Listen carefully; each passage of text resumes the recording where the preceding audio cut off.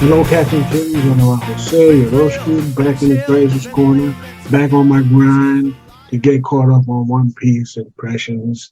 And we're chiming in now with chapter 1072, The Weight of Memory. Very interesting chapter.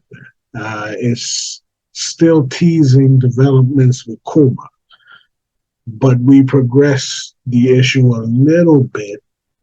We have a confrontation between Bonnie and Vegapunk brings us to the conclusion that Vegapunk obviously did not erase Kuma's free will for no reason. He did this at Kuma's request, but why did Kuma request this? He even goes so far as to say that, he was proud of being his friend. He loved, I'm saying Vegapunk was proud to be Kuma's friend. He loved him with all his heart, and he wouldn't have done something like that just arbitrarily. That's why he can't tell Bonnie, and Bonnie just has to understand that he can't tell her why he did what he did because Kuma requested that he not reveal that information. And of course, Bonnie's not buying it. She needs to know why her father got turned into a just mindless robot. And they come across one of Kuma's big paw thingies where he expelled, in this case, memories into a big paw print thingy, like the one that he used to torture Zoro. But apparently it's full of she. Bonnie understands that she understands her father's powers, and she's saying that this is her father's memory. All the time that they're going through this explanation between her and Vegapunk is juxtaposed with Kuma climbing or attempting to climb the red line. It's very beautifully done, to be honest with you. It's I love to see this animated. Uh, they're gonna do a good job with that. Toei's gonna do a good job with that.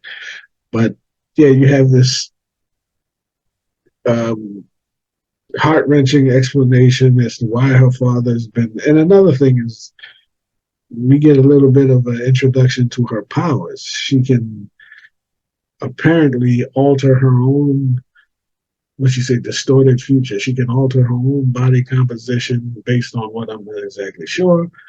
And she can knock the age out of people.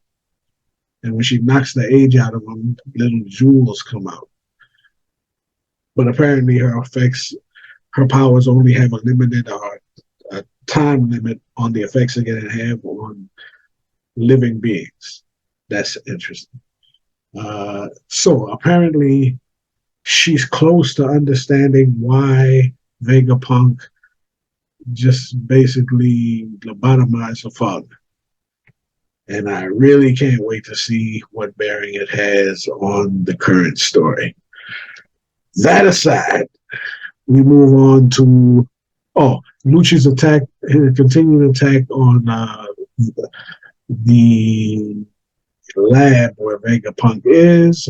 Apparently, the Seraphim got past the Frontier Dome right before it closed, and they're on their way to uh, kill Vegapunk and his various little satellite Vegapunks. And this is, of course, disturbing. At the same time, Lucci and Kaku, Kaku are on their way to destroy the Sunny, kill Zoro, and Bro. So there's a lot going on here. And I'm not a huge fan of my man, I'm not even gonna get into it, but Usopp and his screaming thing, I don't really give it that. I'd like to see him in action doing something, Usopp, but whatever. So at this point, they want to send help to Zoro because if things continue as they are, it'll be Kaku, Lucci, and the Seraphims, which count 1, 2, 3, 4, 5, 6, So it'd be 7-2, which they could be a problem, admittedly. And there's a nice little funny interaction between Nami and Sanji. Sanji's just like, oh, I'm so sad, you know. Bosshead dies in the line of duty just before we reach the One Piece, and he don't seem terribly concerned. But we know he wouldn't let someone die. Yeah. So Sanji fam, Twirly fam, or however you want to put it, runs off, I think, with Frankie to help out Zoro and Brook. But again, Zoro, he's in no danger from Kaku. I mean, he is, again, these ain't the same Straw Hats that they ran into at back in the day, back at Enies Lobby. I mean, even though Kaku has awakened his devil fruit and progressed his ability, no doubt, as a fighter, he's not in the same league with Zoro. Not to say he's going to get curb stomped if the fight continues. That I have no doubt.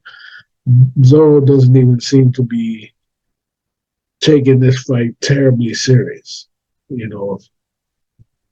But yeah, I'm not even sure Lucci can beat Zoro at this point. I don't think he can. But the Straw Hats had progressed. This would not end well for Kaku if it continued, which it doesn't, because the mole has been revealed. It's Stussy. She's working on the inside for Vegapunk.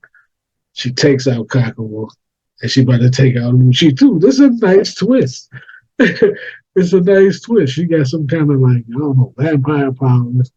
She got wings coming out of her back. It says actually she's a clone of Buckingham Stussy of the Rocks Pirates.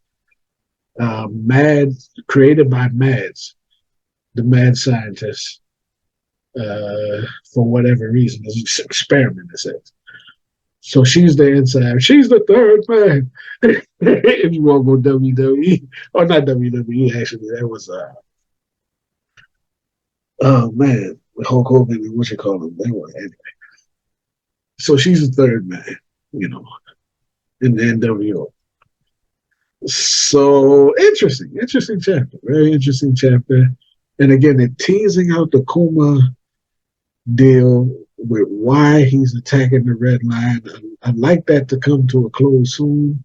Hopefully it will, or at least progress further so that we can, you know, figure out exactly what's going on with him, what that has to do with Bonnie, the end game with Bonnie. She's back in the story for a reason, and I just want to know what it is. But it's a very good chapter. Thumbs up on this one. Looking forward to 1073. And as I speed blitz to the end, or not to the end, but to get caught up. So that's it. Let me know what you think. Till next review, stay loose.